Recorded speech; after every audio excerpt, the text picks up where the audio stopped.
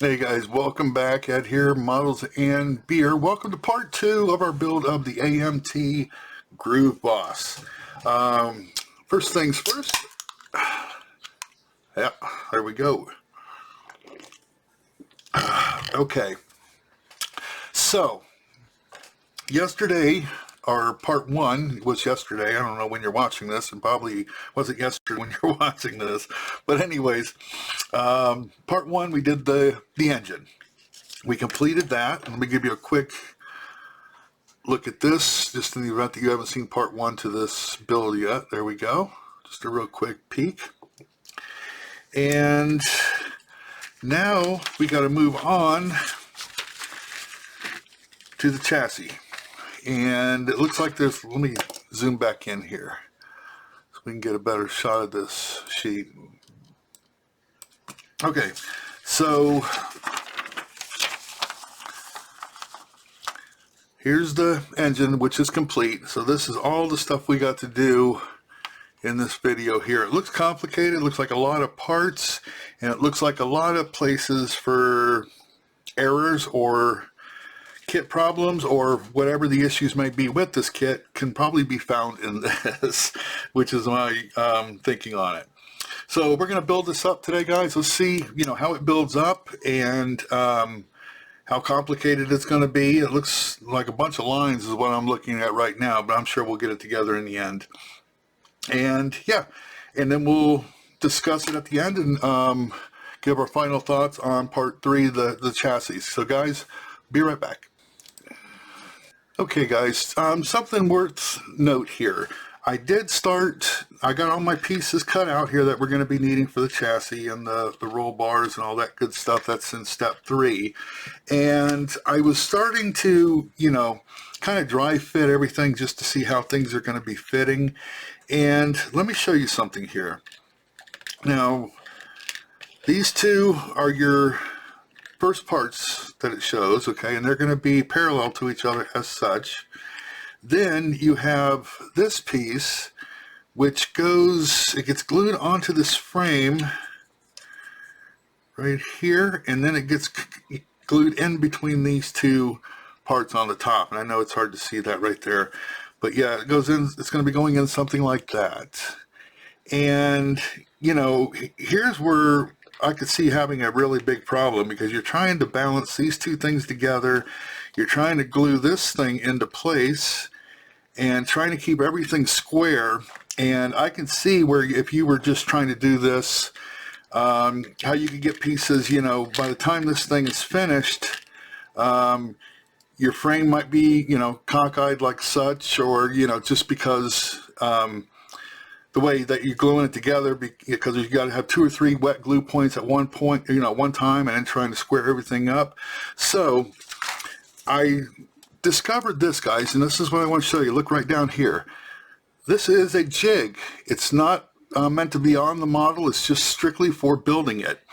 It says to use it's used to hold the frame while building. Now, how cool is that? Check this out. I already put it together here, and what you do is you put these two pieces in. Now it holds everything square, and let me show you the side here. Look at that. It holds everything square, so now we can do all this with one hand. How about that? So very, very cool. So I thought I would mention that really, really quick, and I wonder how many people have not seen this jig, simply because it's down at the bottom, guys. You're working up here, you're looking at all this. There was no mention of the jig up here, and you're going down, and by the time you get all this built, you don't really need the jig anymore. Then what is this? Oh, it's a jig. I could use that to build all this. So that is worthy of noting, guys. How many people probably did not know that this jig was included in this kit and went ahead and built it, like we were just fumbling around with, and maybe that could be a cause of a problem with this kit as far as building it. Maybe it's no longer square when you're going to put your body parts on and stuff, and things are not lining up properly, and it might be because your frame is not square. And this jig certainly helps, as a third hand, maybe even a fourth hand, so that you can glue everything and everything will be square. So we're the AMT guys. I just wanted to let you know about that. The jig is included with this kit. Let's go ahead now. Let's put this frame together and let's see how it goes. We'll see you shortly. Bye.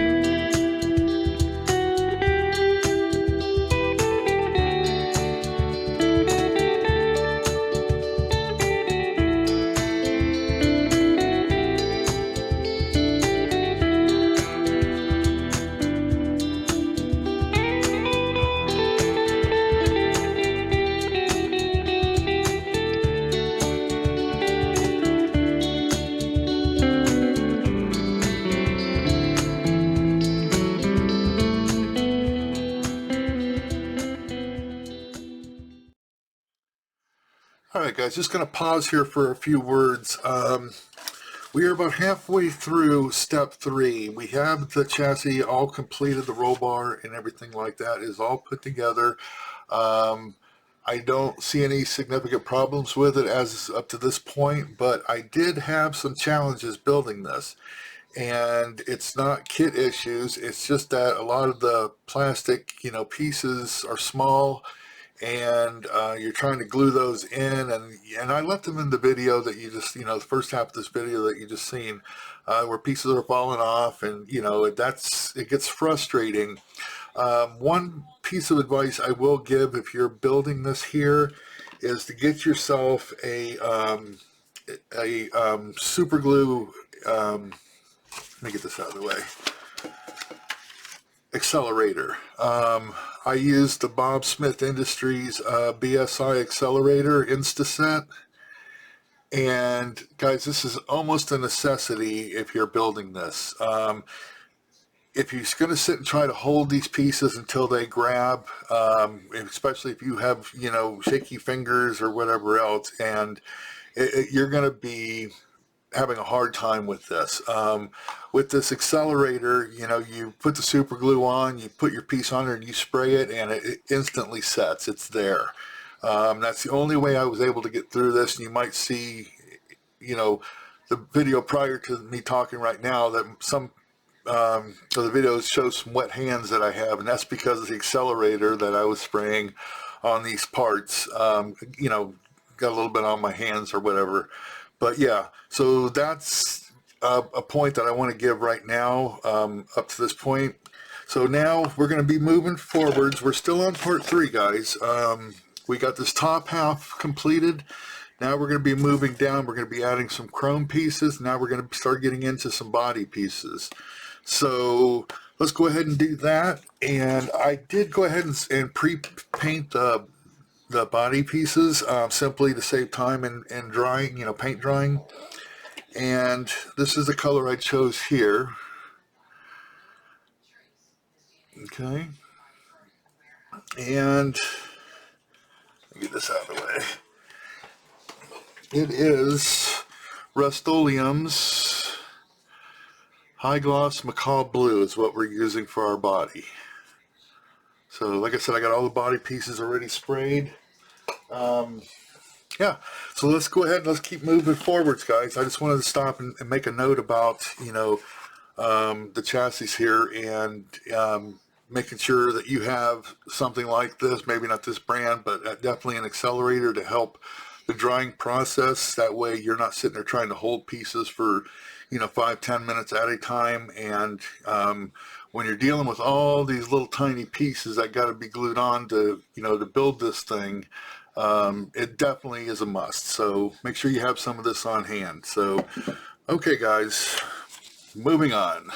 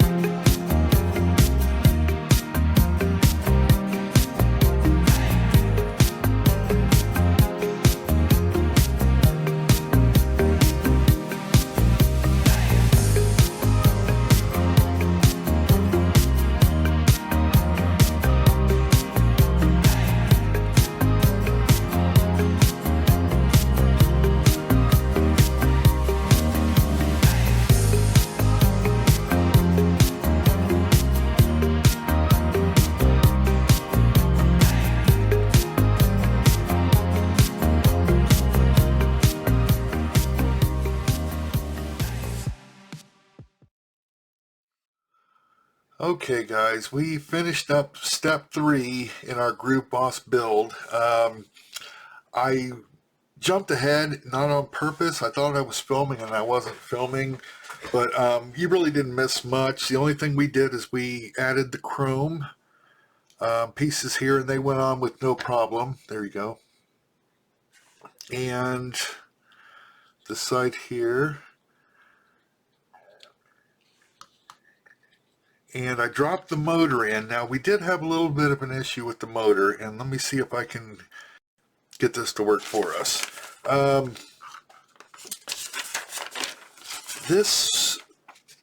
me get a pointer here. Where's the pointer? Pointer. Let's just use a brush. Let me zoom in a second here. Now, this piece here, you can see where the motor goes through this hole. The transmission of the motor, this part here, does not fit through that hole, which caused the motor to sit too far forward, so that when you go to install these mufflers, they're not going to line up because you can't get to the holes on the inside from where the motor sits, if that makes any sense. So I did have to ream out right in here, that hole. Where is it here? This hole, I had to ream it out. What I did is I took a drill on my Dremel and I just kind of drilled it out, made it fit. So that worked with no problems. After I did that, the motor slid right in. However, it still did not sit far enough back for us to get in here to install our mufflers later. And so what I ended up doing is taking my drill and drilling out a little bit more of this hole here. Just maybe a couple of millimeters is all I needed on each side. And now we got room to put our mufflers in. So that is some fabrication that had to be done. So again, I don't know if it's a kit error or if it's me. Maybe I should have set this back a little bit further, this firewall. Maybe I should have set it a little further back rather than leaning a little forwards as it is. I don't know.